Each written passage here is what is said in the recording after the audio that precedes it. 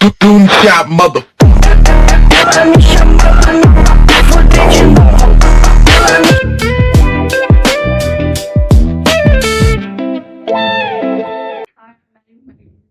Today I'm here with, I'm going to let you say it 'cause I'm going to say your last name. Dana Otero. Otero. There we go. Dana Otero. Anyway, so can I ask you some questions? Please, go ahead. Okay. What made you, I have my questions written down on my arm because I'm not going to remember them. Anyways, so what made you want to start acting? Well, when I was young, I was kind of a nerd, slightly overweight, nerdy kid, and I lived out in the country of Bastrop. And so there's really not a lot to do in the country of Bastrop, like the country area, not the downtown city part. And, you know, I had to find something to do with my friends that my parents would actually let me do. Yeah. So at the Rose Theater in Bastrop, you know, all my friends were going over there hanging out, doing kind of cool stuff and getting together. So that was something my mom and dad would actually let me do. So they drove me up there and I would hang out and get to dress up in dresses and put on wigs and makeup and stuff. Yeah. And my first role was in Brigadoon, the musical, and I was a townsperson in the back, holding up a loom and a bright red dress, and I knocked it over in production. But that was my first show at 12. Yeah. And after that, I was addicted. So I did a whole lot of shows there. And, you know, it was something cool that, you know, creative. And as I worked my way up, every show I did, I kind of got bigger roles until I was like, hey, I can do this. And so I wasn't so nervous or, you know, worried about things anymore. Yeah. So subconscious. I want to do plays so bad. Do it. Like, I don't know how to, like, audition for that. You just go up there and you just don't worry about anything. You just kind of drop it all and they say, do this, all right? Do your best donkey accent. And then you can throw it out there. And that's it. You just kind of drop all of it and you just have fun with it. Well, That's also, number one. Like, there's not that many, like, auditions either. I know, like, that Josh dude has a lot, but he's also... Community theater. So community theater is for the community, and a lot of times they're doing things with the Strauss and the Rose and stuff for older people. But sometimes, specifically with the Strauss, they need like people who are younger for some of the, you know, adult shows. The Rose, I know, does a lot. They need performers, and a lot of times they'll take people, you know, teenage on up. But you also have the Strauss Youth Academy over there. That's where Abigail goes to. So I know people that go there too. Yeah. So I mean, you know, community theater, there's always things happening. Like I said, Twin City Entertainment, they do some murder mystery theater shows. Yeah. So all that stuff's fun. So just, you know, yes, I'm in a lot of them. Anytime you see a weird, funky looking character that doesn't look like me, it's me. I know you've been a man once. I've been a man. I've been an old woman with a big old behind and a pirate mom. I've been everything. So, yeah. Yeah. So, what all plays have you done? Like, in general? Don't quote me anymore because I've forgotten them all. I've done everything. So, like I said, it's at this point where it's so many now that I can't remember. Name some, Tobe. You did all the ones I wrote. Yep, all of those. I just got through doing A Christmas Story. I was the mom in The Christmas Story. Yes, I did. That's my question. So we can go ahead and skip. Well, Abigail is my daughter, Abigail Otero. She's taken over Mom and Dad's footsteps, and she's actually gotten into theater now, and she's kind of gotten addicted. So she played a little smart kid named Helen, and I played the mom. So we weren't actually mom and daughter in this one. And the problem is, you know, as many years, over 30 years involved in theater now, despite all that and knowing how to do makeup and costumes and wigs and lines and musicals, when you have a kid, your kid doesn't care. Yeah. Your kid will not listen to you, and you are the dumbest person ever. So despite all the knowledge that I have, it doesn't matter. So Abigail, you know, she was Abigail, and, you know, we fought, and she did her own thing anyway, but she was amazing, and Mama was so proud of her. Out of everyone up there, she nailed her lines, and I heard people saying it, and I was like, yeah.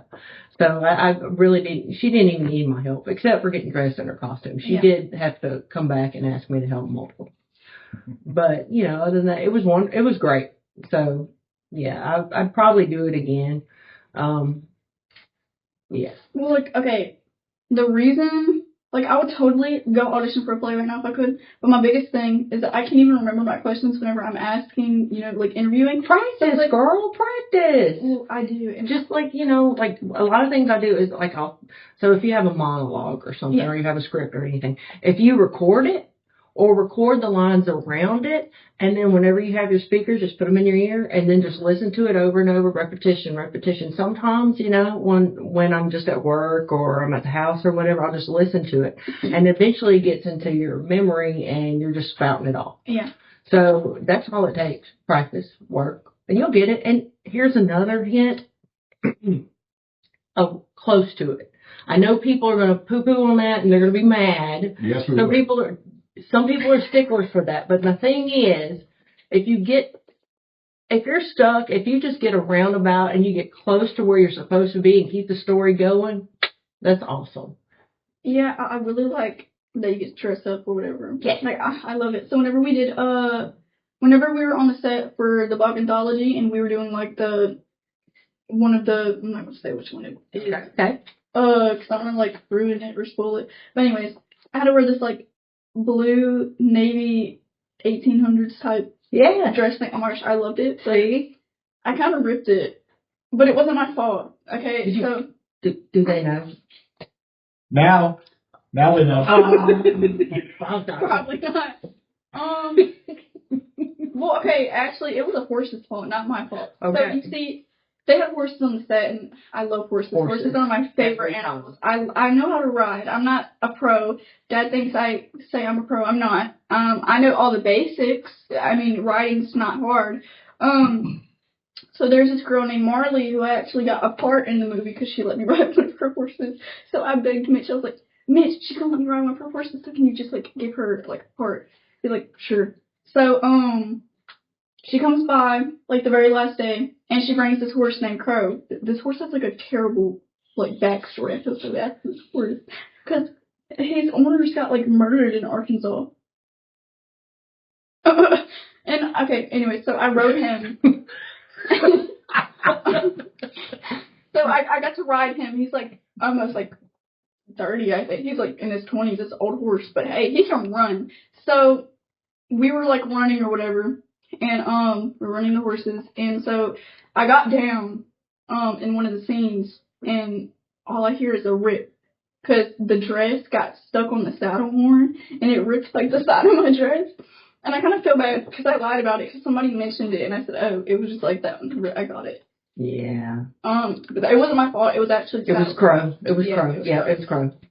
Anyways, but what all movies have you been in? Oh, with Open Heart Production. Now, okay. Well, I was in Sea of Madness where I played Dr. Red. Dr. Rebecca Red, and so I also, as we said earlier, I was in the Rake. I got one day when it was cold and the original Rake was sick. They were like, Dana, I pulled up just to come watch the set, and they said, Dana, would you like to be the Rake? I did not hesitate, and I said, would I ever? I think that's the day I met you. Yes. And I said, what do I have to do? They said, go to Dollar General and get just a white undershirt, and then come back. We're going to paint you up, and then you're on. I was like, okay.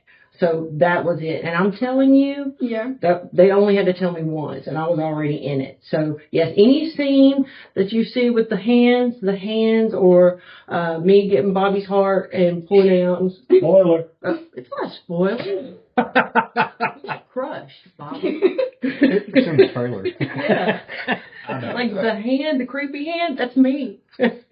So yes, that was me. I got painted up. Everybody was dabbing paint all over me, and we got covered. And let me tell you, it was 20 degrees, minus 20, minus 114. Yes.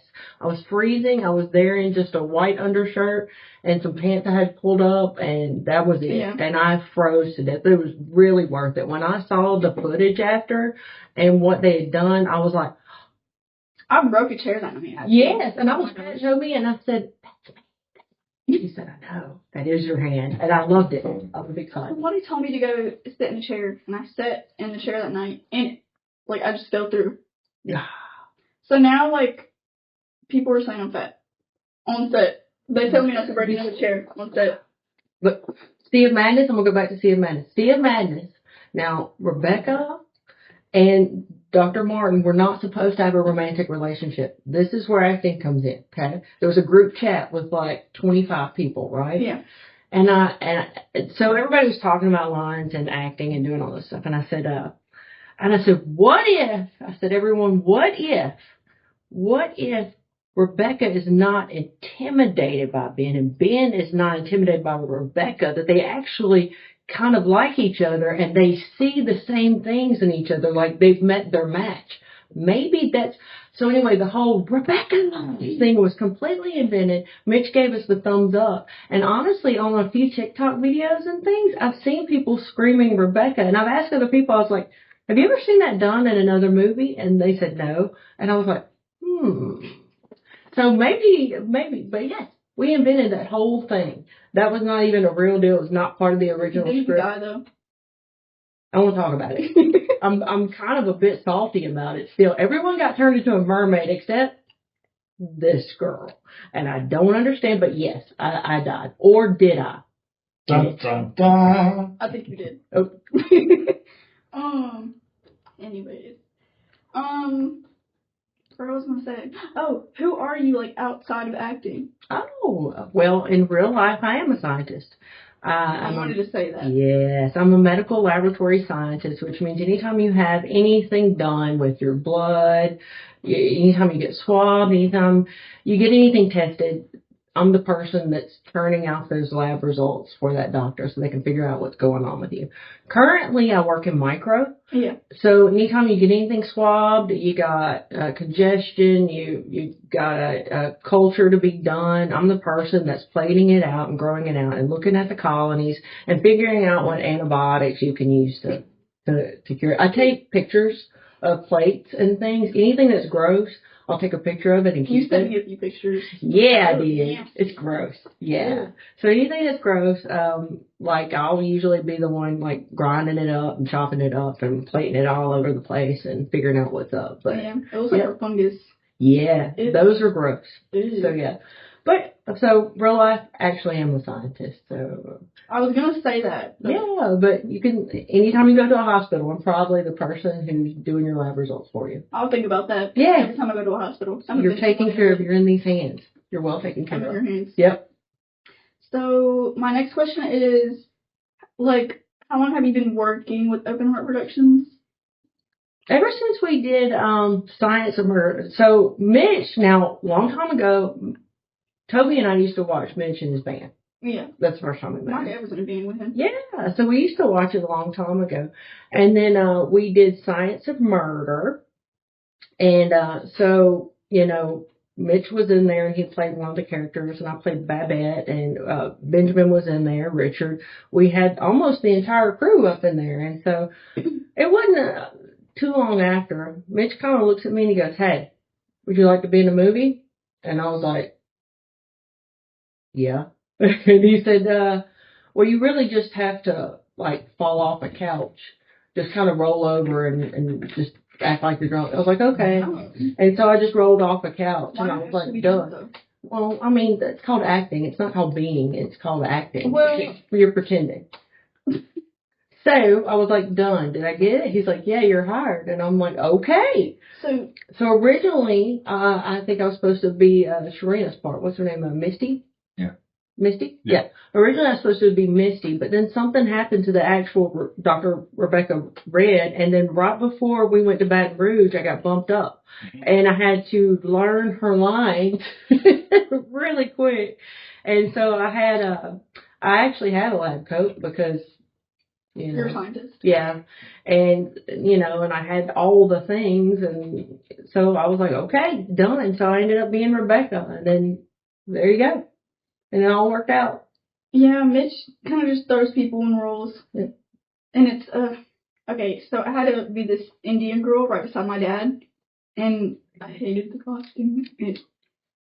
I get it was for a role, but I never want to see that costume again. That costume was so ugly. It was like last minute. Yes. Done. So I asked him, I was like, Mitch, out of all the people, why'd you put me in with the Indians? He's like, I mean, you're the only other person with black hair. Yeah, you have dark hair. I mean, it'll work. Well, I wish. Look at me. Would you cast me as that?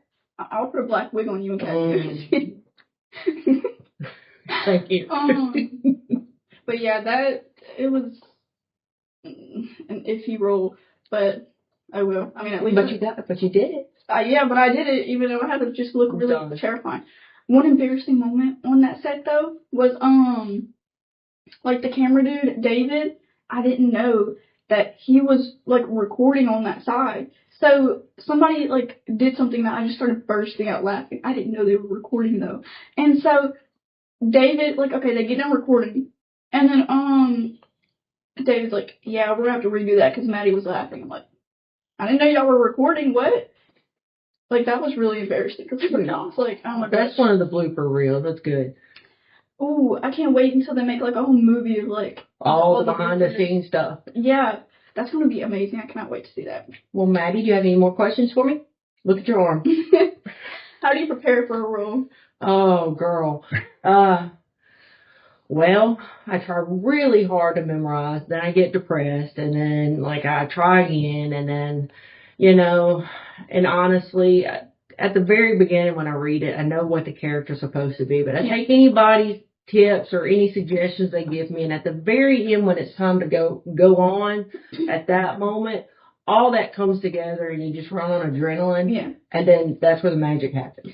I hate whenever people just say, like, make the character like you want it to. It's like, no. I don't like doing that because... I'm really picky, like with everything. Doesn't matter what it is.